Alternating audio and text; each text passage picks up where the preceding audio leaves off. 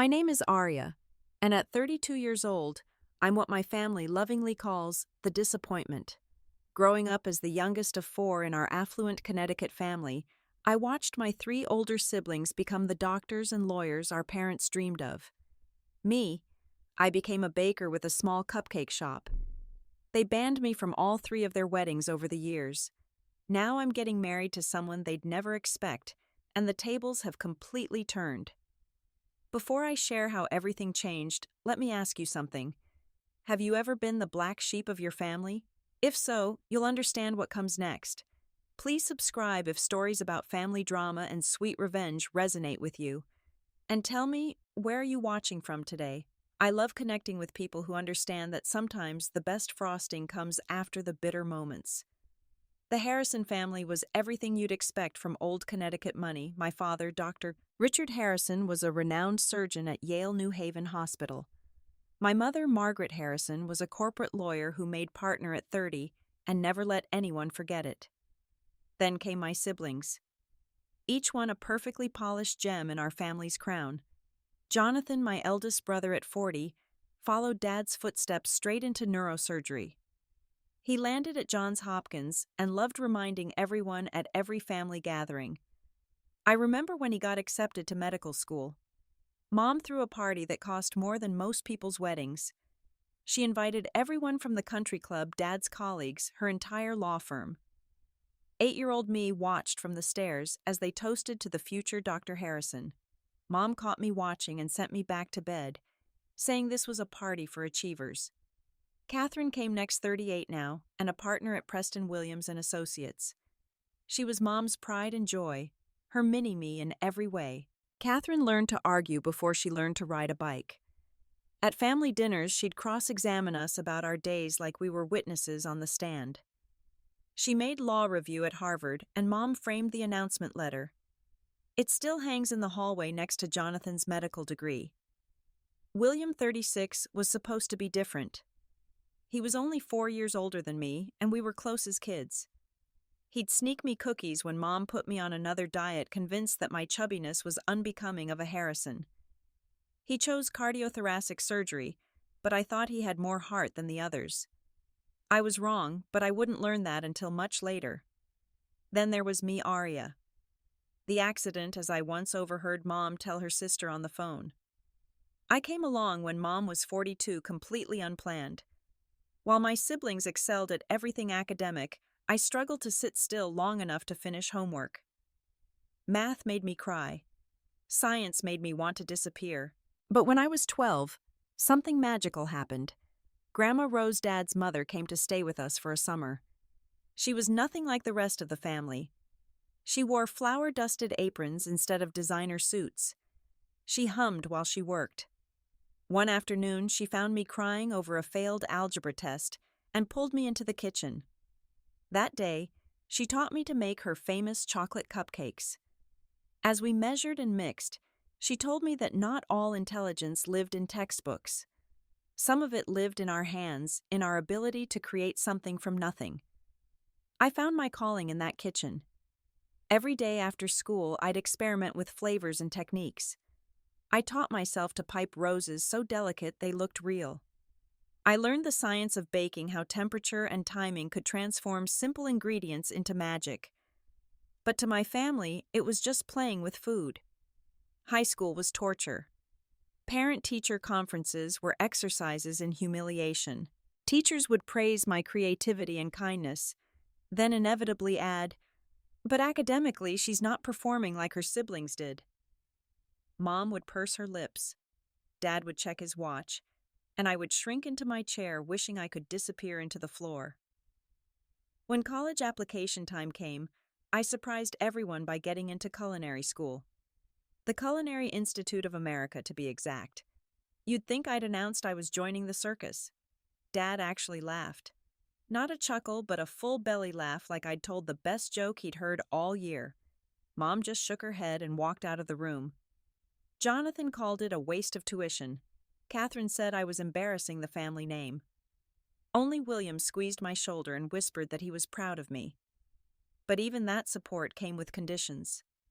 My parents agreed to pay for culinary school only if I also enrolled in business courses at the local community college.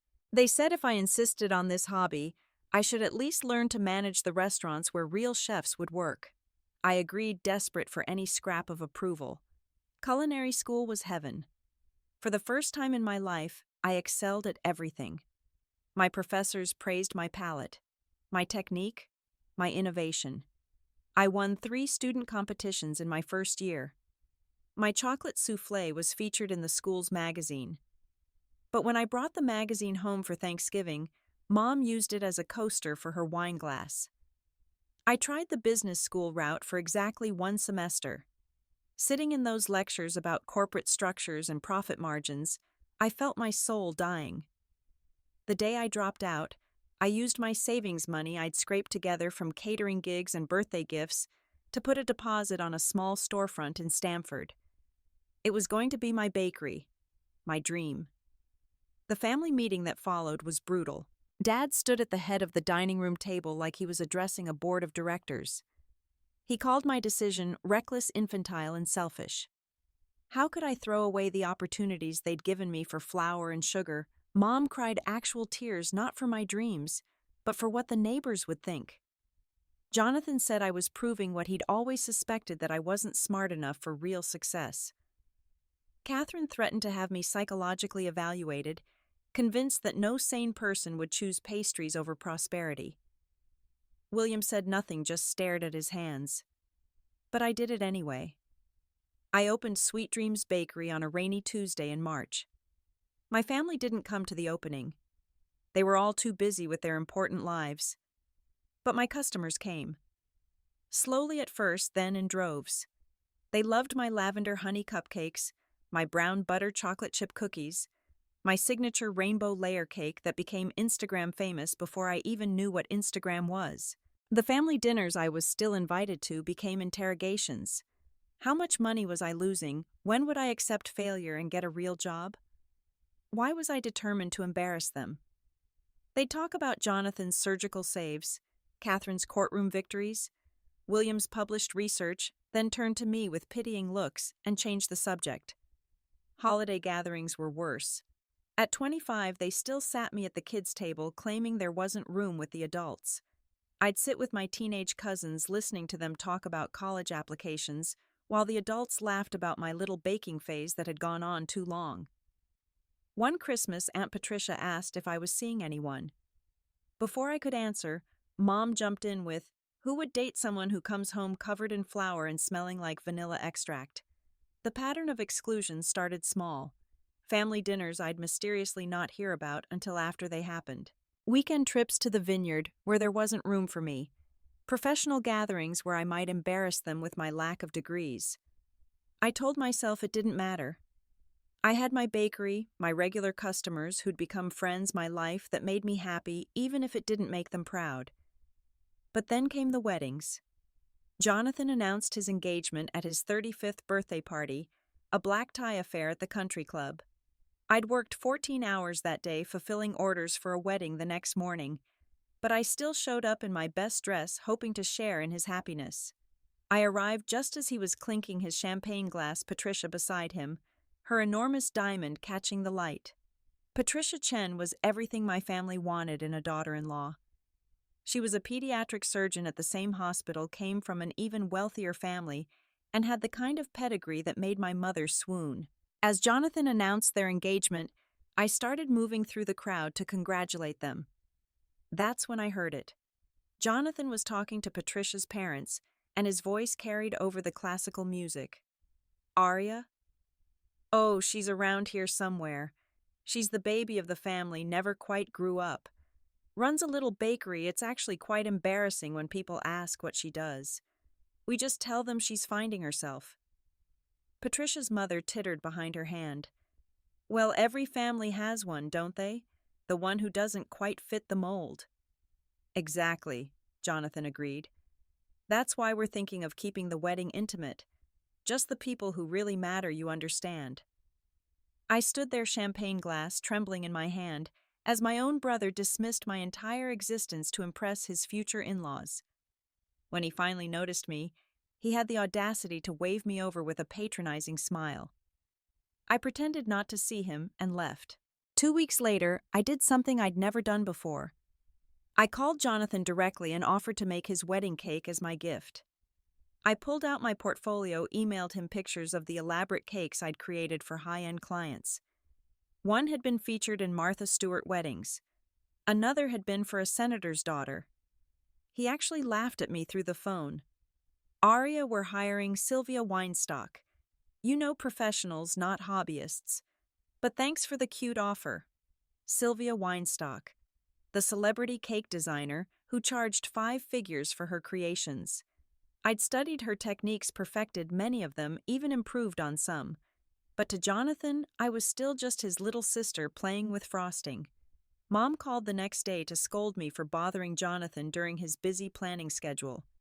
"You need to understand your place," she said. "This is a high-profile wedding. The governor will be there. The chief of surgery. Patricia's family owns half of Greenwich. We can't have you there in your second-hand dress talking about buttercream." The real blow came 2 weeks before the wedding. Catherine called, which should have been my first warning. She never called unless she wanted something or had bad news to deliver. "Aria," she began in her lawyer voice, all cold professionalism. "Jonathan and Patricia have finalized their guest list. Due to venue constraints and the intimate nature of the celebration, they've had to make some difficult decisions." "What are you saying, Catherine?" "I'm saying that it would be best for everyone if you didn't attend. The venue only holds so many people, and with Patricia's extensive family and their professional obligations, you're uninviting me to our brother's wedding. It's not personal, it's practical. Surely even you can understand that. Even you." As if understanding basic concepts was beyond my limited baker's brain. I hung up without saying goodbye. The day of Jonathan's wedding, I made the mistake of opening Instagram. There it was, plastered all over my feed. The venue, a sprawling estate in Greenwich, clearly held at least 300 people. I saw cousins I hadn't spoken to in years, my parents' neighbors, Dad's golf buddies, Mom's book club, everyone except me. In one video, someone panned across the reception hall. 8-tier wedding cake by Sylvia Weinstock, just as Jonathan wanted. But I noticed something that made me laugh bitterly. The cake was lopsided. Slightly, but I could see it. The flowers were beautiful, but placed to hide the imbalance. A professional mistake I would never have made. I spent that night in my bakery, unable to go home to my empty apartment. I created the wedding cake I would have made for him. 7 tiers of alternating Swiss meringue and cream cheese frosting. Sugar flowers so realistic a bee would try to pollinate them. Delicate gold leaf, and handpipe details that told the story of Jonathan's life, including the little brother who wasn't there. At 2 a.m, a customer knocked on my door.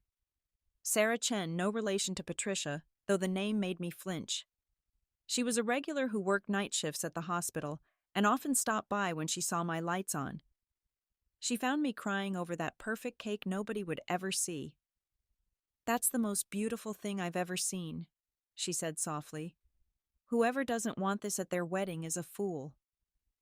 "My brother," I whispered. She sat with me until dawn, sharing her own stories of family rejection. Sarah would become one of my dearest friends, and years later, she'd stand beside me at my own wedding. But that night she was just a kind stranger who reminded me that family isn't always blood. Catherine's engagement to Marcus Wellington III was announced in the New York Times before anyone thought to tell me. I found out when a customer congratulated me, assuming I knew. Marcus came from the kind of old money that had streets named after them. His family's foundation donated wings to hospitals and museums. Catherine had finally achieved her ultimate goal, marrying up so far that even Mom would have to look up to her. The announcement in the Times mentioned the entire family except me.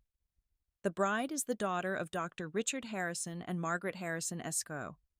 Her brothers are Dr. Jonathan Harrison and Dr. William Harrison, as if I'd been edited out of existence, photoshopped from the family portrait. This time, I didn't wait for the inevitable rejection. I called Catherine directly, my hands steady as I dialed.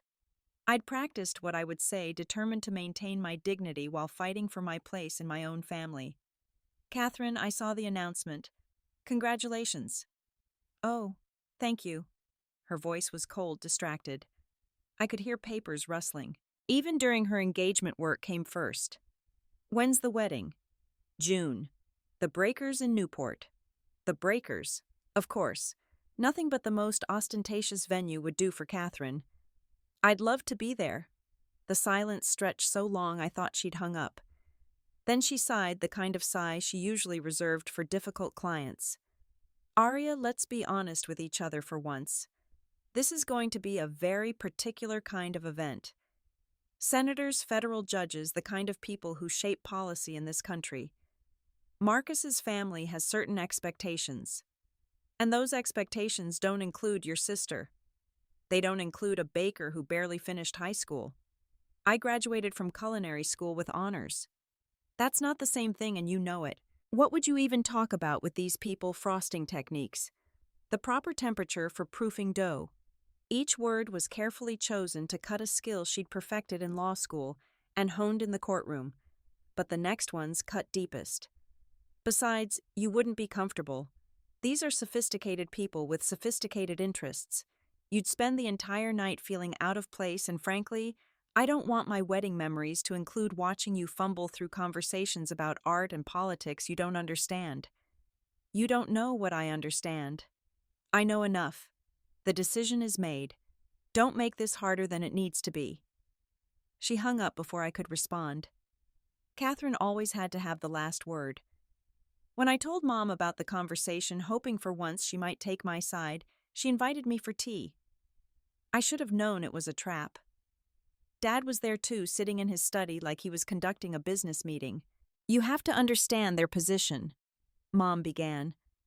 Her hands folded in her lap like she was praying for patience. Your siblings have worked very hard to achieve their standing in society. And I haven't worked hard. Dad looked up from his newspaper. Making cupcakes isn't work, Aria.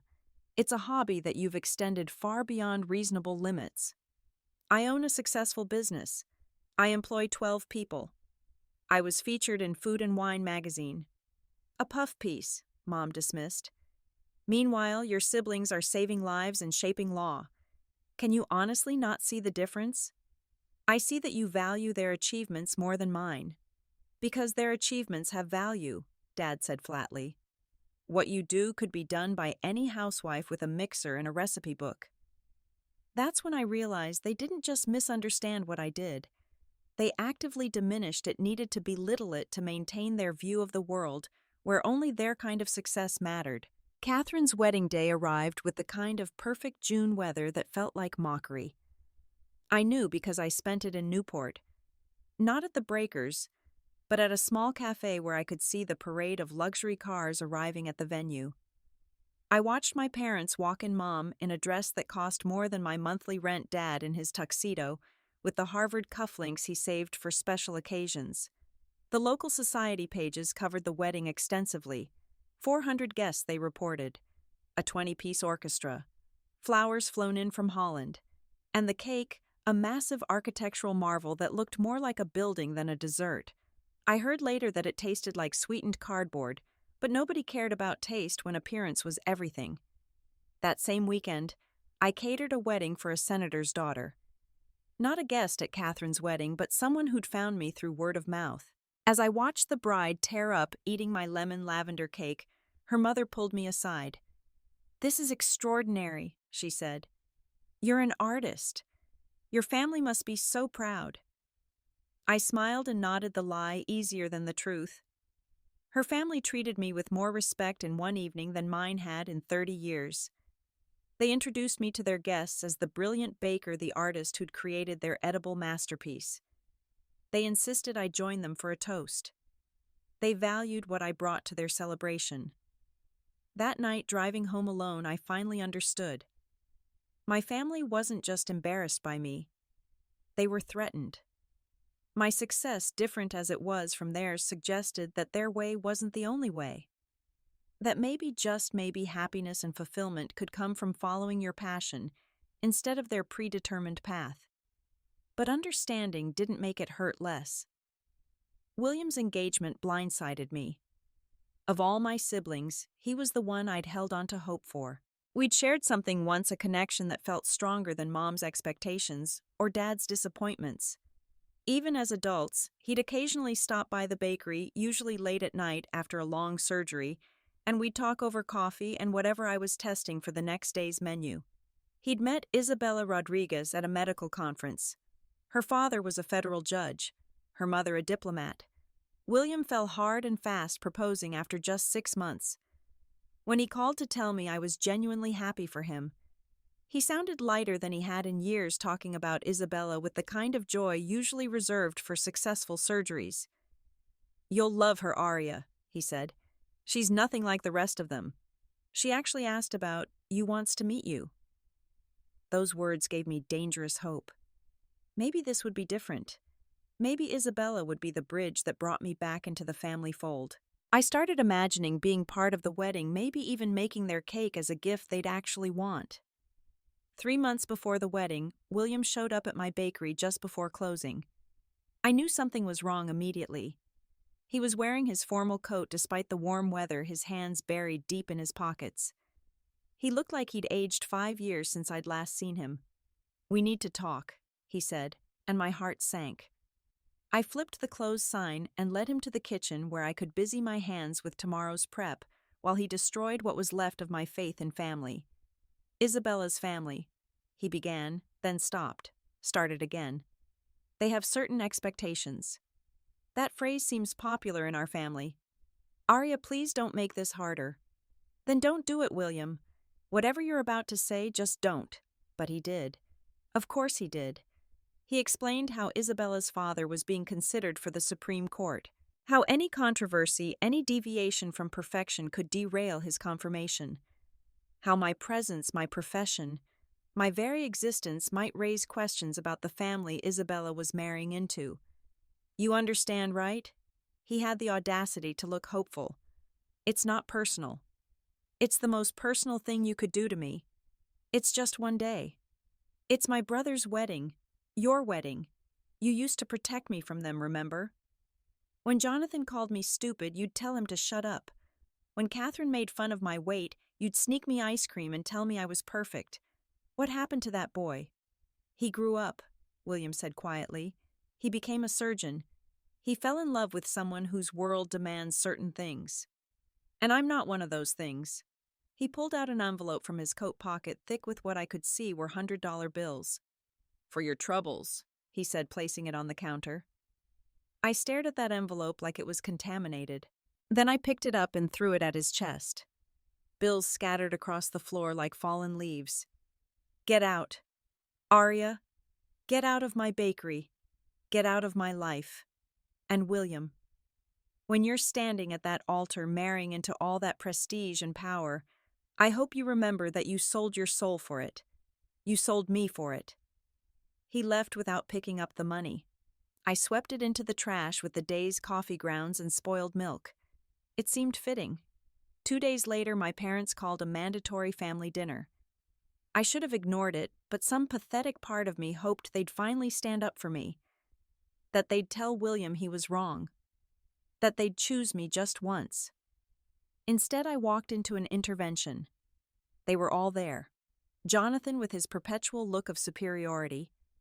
Catherine with her legal pad probably preparing her closing argument. William who couldn't meet my eyes.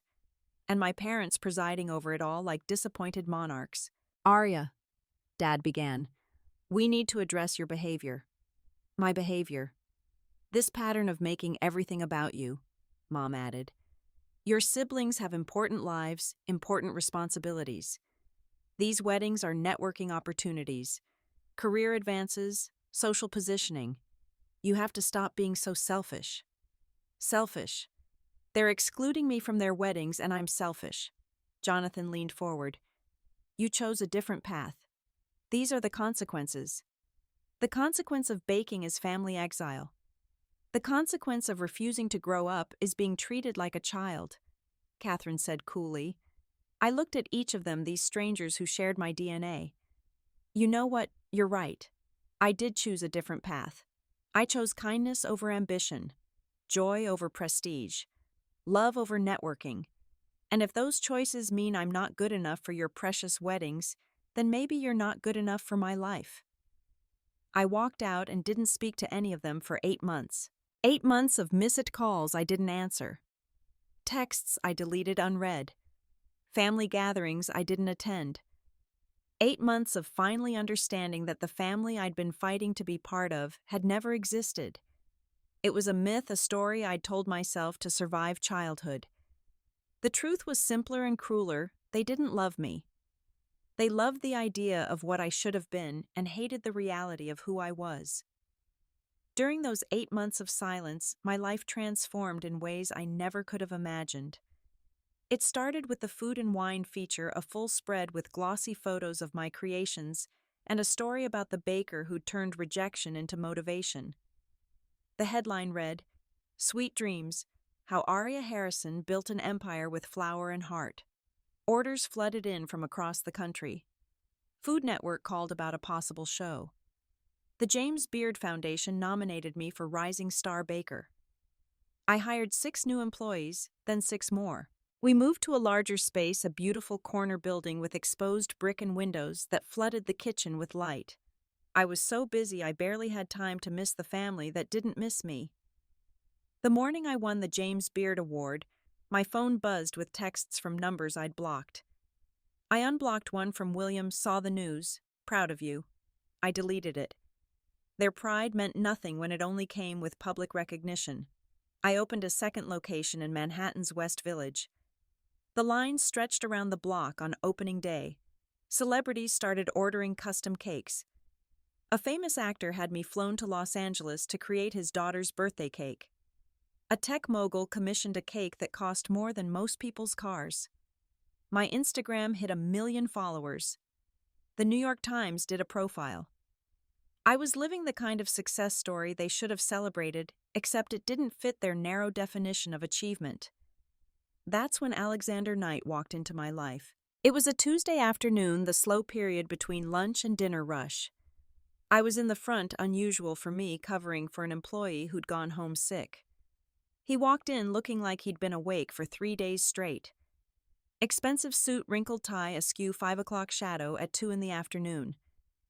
"What can I get you?" I asked. He stared at the display case for so long, I thought he'd fallen asleep standing up. Finally, he pointed at the simplest thing we sold. Chocolate cupcake. Just chocolate. I boxed it up, watched him pay with a black credit card he pulled from a wallet, held together with a rubber band. He sat at the corner table, took one bite, and then did something I'd never seen a customer do. He cried. Not sobbing, just silent tears rolling down his face as he ate that cupcake, with the reverence usually reserved for religious experiences. "Are you okay?" I brought him a glass of water and a napkin. He looked up, seeming surprised anyone had noticed him. "I haven't tasted anything in 6 months.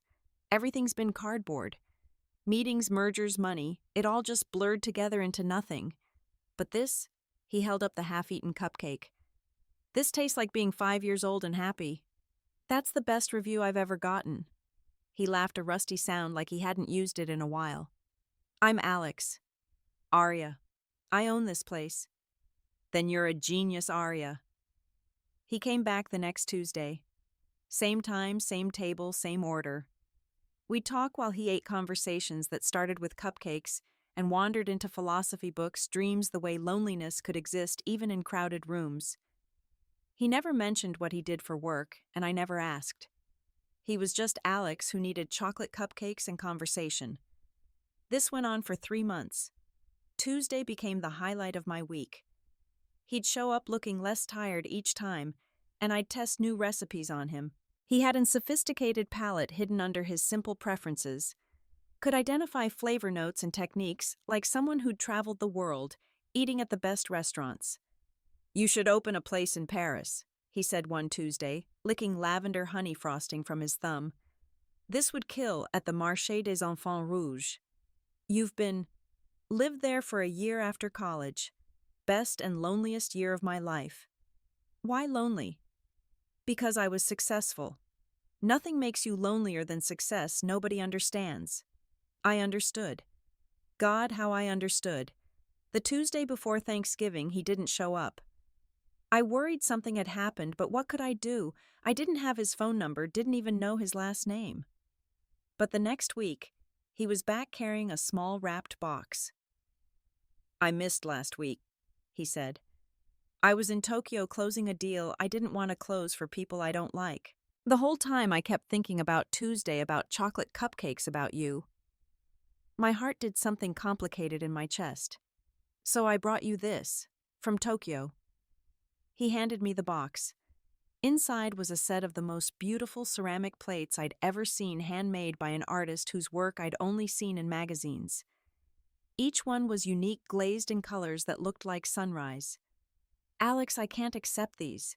They must have cost... Stop. They're plates meant to hold beautiful things. Your desserts are beautiful things. It's logical. That's when I kissed him. Right there in my bakery, with flour in my hair and frosting on my apron, I kissed this mysterious man who showed up for chocolate cupcakes and stayed for conversation. I should tell you something, he said when we broke apart. My last name is Knight. The name tickled something in my memory, but I couldn't place it. Okay. Alexander Knight. I have some money. Good for you. He laughed, really laughed. You really don't know, do you? Should I? He pulled out his phone, typed his name into Google, and handed it to me. The results made my knees weak. Tech billionaire. Founded 3 companies before 35. Net worth that had too many zeros to comprehend. The kind of wealthy that got invited to economic summits and had business schools write case studies about him. Oh, I said brilliantly. Does it matter? I thought about my family, how much this would matter to them. How they'd suddenly see me differently if I was connected to this kind of money and power. Then I looked at Alex, who was nervously destroying a napkin while waiting for my answer. Do you still cry over chocolate cupcakes? Only yours. Then no, it doesn't matter. We were inseparable after that. He'd show up at closing time and help me clean while discussing his latest reading. He'd fly me to Paris for a weekend, just to eat croissants at the place that inspired me to become a baker. He never once suggested I should be anything other than exactly who I was. When I won another award, he celebrated like it was his own achievement. When a batch failed, he'd eat the mistakes and declare them perfect. 6 months later, on a Tuesday, because of course it was a Tuesday, he proposed in my bakery. He'd somehow tracked down my grandmother's ring, the one she'd left me, but my mother had claimed for safekeeping and never returned. He'd convinced her it belonged with me, though I never asked what that conversation cost him. Marry me, he said on one knee in flour dust. Let me eat your chocolate cupcakes forever. I said yes before he finished the question. The ring was perfect Art Deco with a sapphire center because he knew I didn't like traditional diamonds. But more than that, it was my grandmother's blessing, her love returning to me through this man who saw me the way she had, as someone worthy, just as I was. We should probably talk about the wedding, he said a week later. I have some obligations, people who'll expect to be invited. How many people? Maybe 500, give or take. 500? That's if we keep it small. If we invite everyone who thinks they should be there, we're looking at 1,000. That's when I realized what I had. Not just love, but power. The kind of power my family worshipped. The kind that opened doors and made people grovel. The kind that could change everything. Let's do it. Big splashy, the wedding of the year. Alex studied my face. That doesn't sound like you. It's not for me. It's for them. Your family. The people who taught me I wasn't good enough for their celebrations. Let's show them what they're missing. He understood immediately. Alex had his own complicated family history, his own experiences with people who only valued him after the success. The Rainbow Room. Perfect. When? Soon, while it still stings. We hired the best wedding planner in Manhattan, someone who'd orchestrated celebrations for royalty and billionaires. The announcement would go in the Times Vogue, would cover it, every society page would scramble for details. The cake alone would be a 7-tier masterpiece that I'd design myself, something that would make every other wedding cake look like grocery store sheet cake. But first, my family had to find out. And I knew exactly how I wanted that to happen. The news broke on a Thursday morning. The New York Times announcement was simple, elegant, and absolutely devastating to my family.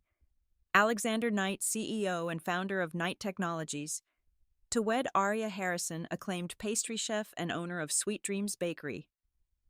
They'd used my professional photo from the James Beard Awards, where I looked polished, successful, and nothing like the family disappointment they'd painted me as. Alexander's name alone would have caused a stir, but combined with the announcement that Vogue was calling it the wedding of the year, it became a social atom bomb in my family's carefully constructed world.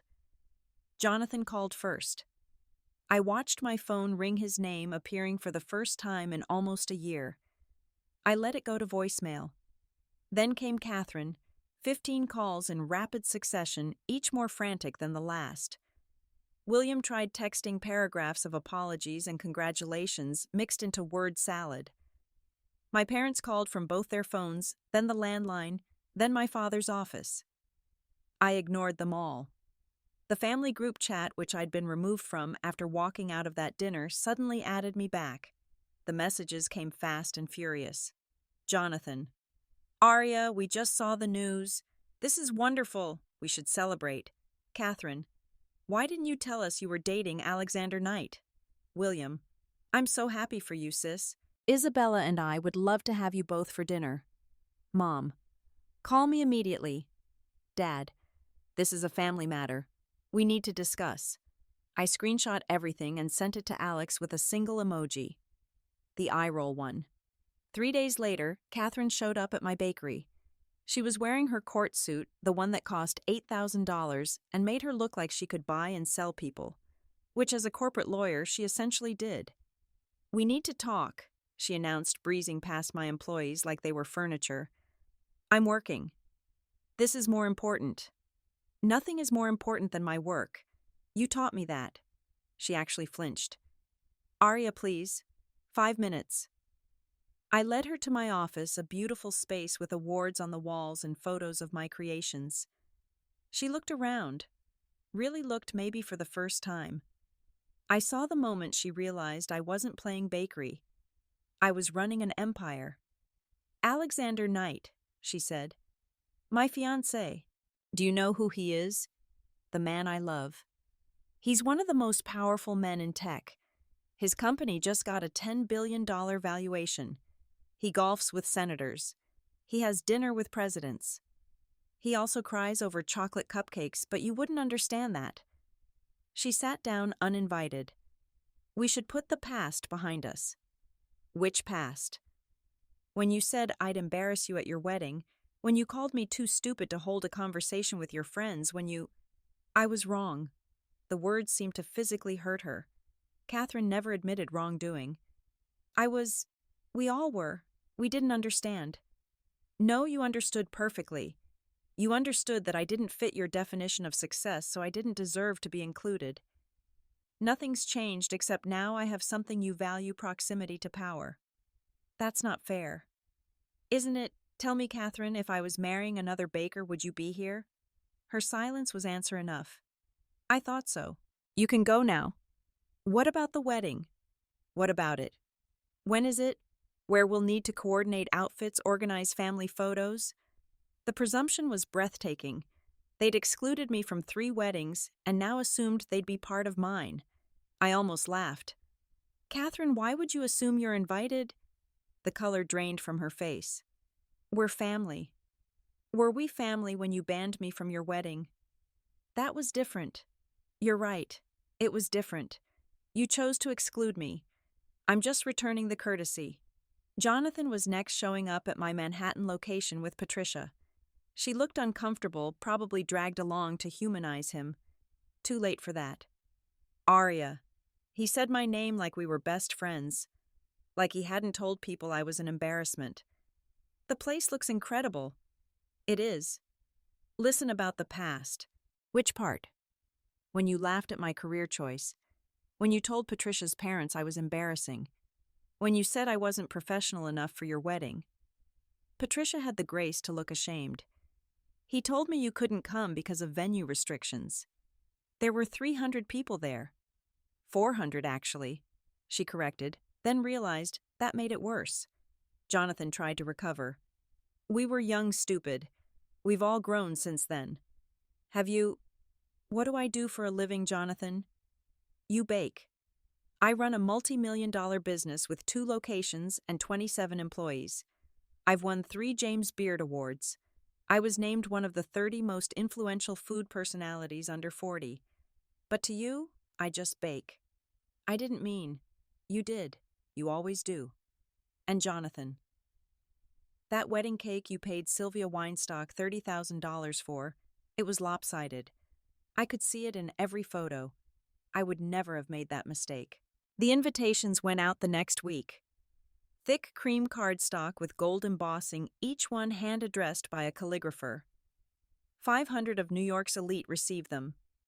Tech moguls, celebrities, politicians, the people my family spent their lives trying to impress. My parents got theirs. I had it sent to their country club knowing they'd open it in front of their friends. I heard later that Mom actually cried when she saw it, though I doubt they were tears of joy. More like tears of recognition that her youngest daughter had just checkmated her entire family. But Jonathan, Catherine, and William nothing. The calls became desperate. William left a voicemail that actually sounded broken. Aria, I know I hurt you. I know I chose wrong. Please just talk to me. Mom texted hourly. Dad had his secretary call as if professional distance would make me forget personal betrayal. The extended family started reaching out cousins who hadn't spoken to me in years, suddenly remembering we were related. Then came the call that changed everything. Mom on a Saturday night after what sounded like several glasses of wine. How dare you? Hello to you too, Mother. You're destroying this family. I'm getting married. Isn't that what you always wanted? Not like this. Not as revenge. Like what? Having the wedding I want with the people who actually support me. How is that revenge? You know what you're doing. Excluding your siblings from the social event of the year. Do you know what people are saying? I imagine they're saying the same things you said when I was excluded from 3 weddings. That was different. Because I wasn't important enough to matter. Because, she faltered, because we never thought you'd be in a position to retaliate. There it was. The truth. They'd never imagined I'd have power. Never thought the Baker daughter would be in a position to exclude them from anything that mattered.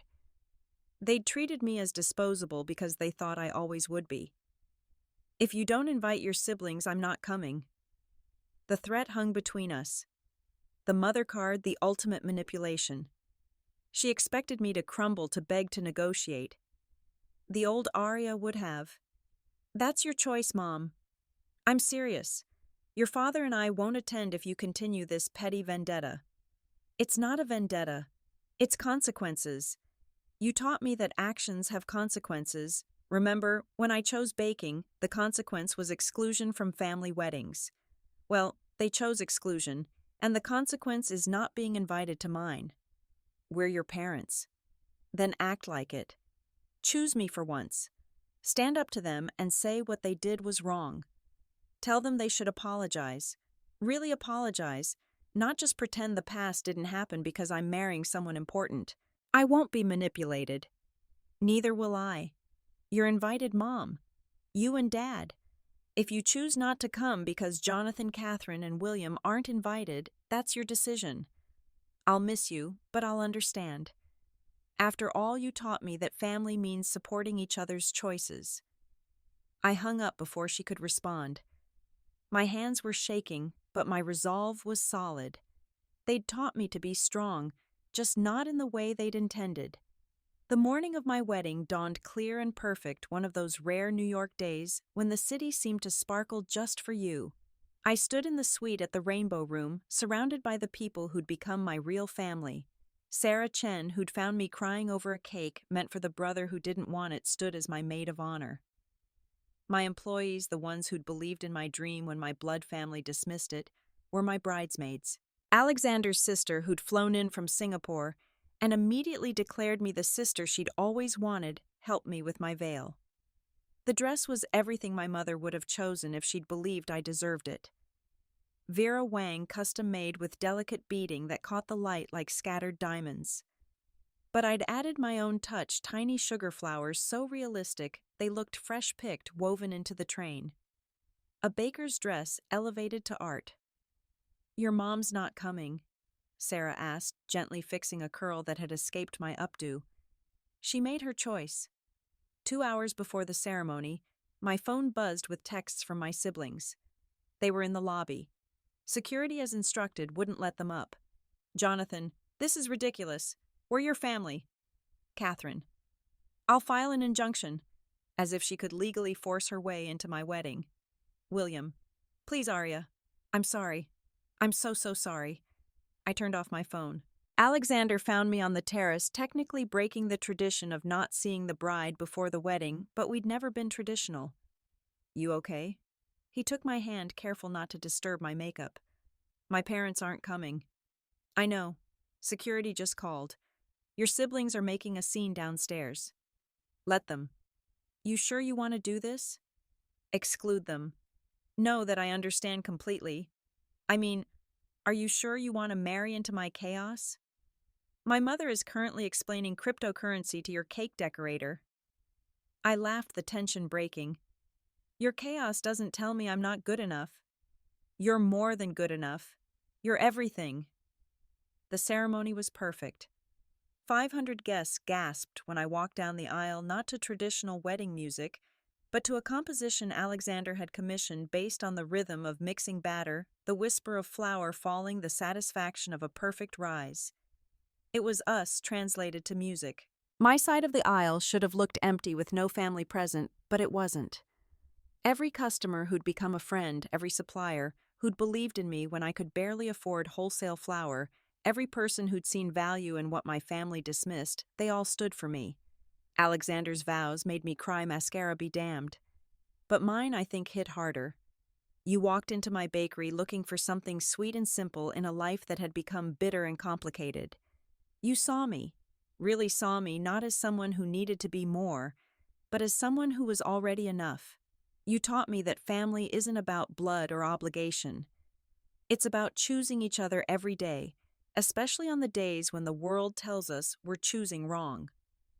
As we kissed, sealing our union, I heard a commotion from the lobby. Security informed me later that Jonathan had tried to name-drop his hospital, claiming medical emergency. Catherine had threatened legal action, waving her bar card like a weapon. William had just stood there, finally understanding what it felt like to watch a celebration you should have been part of from the outside. The reception was legendary. The 7-tier cake I designed became the most photographed wedding cake in New York that year. Each tier told our story, from the chocolate cupcake base to the sugar flower crown that matched my grandmother's favorite blooms. Food Network begged for the design plans. I declined. Some things weren't for sale. Speeches ranged from funny to heartfelt. Sarah talked about finding me at 2 a.m. crying over a cake for people who didn't deserve it, and how she watched me transform that pain into purpose.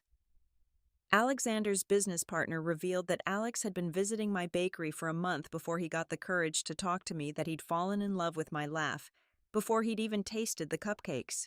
My newest employee, a young woman who'd been kicked out by her parents for choosing art school, thanked me for showing her that family could be chosen. But the moment that mattered most came during the mother-son dance. Alexander's mother had insisted on dancing with me too, declaring loudly that she'd gained a daughter and everyone should know it. As we swayed to a gentle waltz, she whispered, "Their loss, my gain." The photographer captured everything: the joy, the luxury, the love, but also accidentally the 3 figures in the lobby, visible through the glass doors, watching a world they'd never thought I'd access without them. A week later, the photos appeared in Vogue, The Times, every society page that mattered. My phone exploded with congratulations from people who'd ignored me for years. Suddenly, everyone remembered that Aria Harrison, now Aria Knight, was their dear friend, their cherished relative, their valued connection. Mom called once more a month after the wedding. Her voice was smaller than I'd ever heard it. The photos were beautiful. Thank you. You looked like everything we always wanted for you. No, Mom. I look like everything I wanted for myself. Could we maybe start over? I don't know. Can you look at me and see something other than disappointment? Can you value what I've built without Alexander's name attached? Can you apologize? Really apologize, not just smooth things over for appearance's sake. Her silence stretched so long I thought she'd hung up. Then quietly, I don't know if I know how. Then we have nothing to start over from. 2 years passed. William reached out with a real apology pages long, acknowledging every hurt, every betrayal, every moment he'd chosen them over me. I responded. We meet for coffee sometimes, rebuilding slowly, carefully. He's never met Alexander. He hasn't earned that yet. Jonathan and Catherine remain bitter, telling anyone who'll listen that I'm petty vindictive, that I've destroyed the family. The irony isn't lost on me. They destroyed our family the moment they decided I wasn't good enough to be part of it. My parents send Christmas cards. I don't respond. They made their choice, and choices, as they taught me, have consequences. Alexander's family became mine in every way that matters. His mother calls me weekly. His sister visits monthly. His father asks for business advice because he respects what I've built. They include me not because of what I married into, but because of who I am. The bakery empire expanded. 3 locations now, with plans for more. A cookbook that topped bestseller lists. A Food Network show in development. All things my family would crow about, now achievements they'd claim connection to if I let them.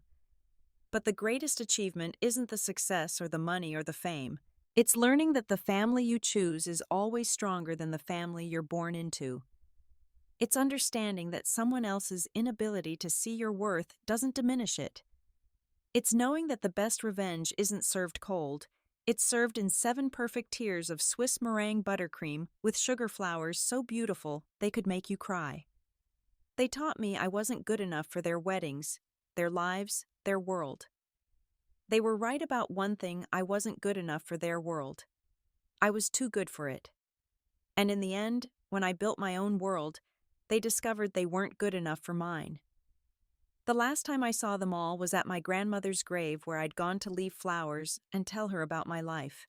They were there dressed in black, having some kind of memorial I hadn't been told about. We stood on opposite sides of her headstone, strangers who shared DNA and nothing else. William nodded at me. Jonathan turned away. Catherine pretended I wasn't there. My parents looked through me like I was a ghost. But I wasn't the ghost. They were. Ghosts of a past I'd survived, shadows of people who'd never learned that love shouldn't have prerequisites, that family shouldn't have admission requirements, that success comes in more flavors than they could imagine. I left my flowers, sugar roses so perfect they looked real, and walked away. Alexander was waiting in the car, ready to take me home. My real home with our chosen family, our shared dreams, our life built on love instead of conditions. As we drove away, I didn't look back. There was nothing there to see. So if you're watching this and you've ever been told you're not enough, if your family has made you feel like you don't belong, if you've been excluded from the very celebrations that should include you, know this: their inability to see your worth isn't your burden to carry. Build your own table. Invite your own guests. Create your own celebrations. The family that matters is the one that sees you, values you, chooses you exactly as you are. And to those who excluded you, when they come knocking, wanting a seat at the table you built without them, remember, you don't owe them anything. Not forgiveness, not inclusion, not even explanation. You owe yourself the life they said you didn't deserve, lived so fully and brilliantly that their absence becomes irrelevant. Thank you for listening to my story. What would you have done in my situation? Have you ever had to choose between toxic family and your own happiness? Share your thoughts in the comments below, and if this story resonated with you, please like and subscribe. Share it with someone who needs to hear that they're enough just as they are. And remember, the sweetest success is the one nobody thought you could achieve. Until next time, this is Aria reminding you that you don't need anyone's permission to be extraordinary.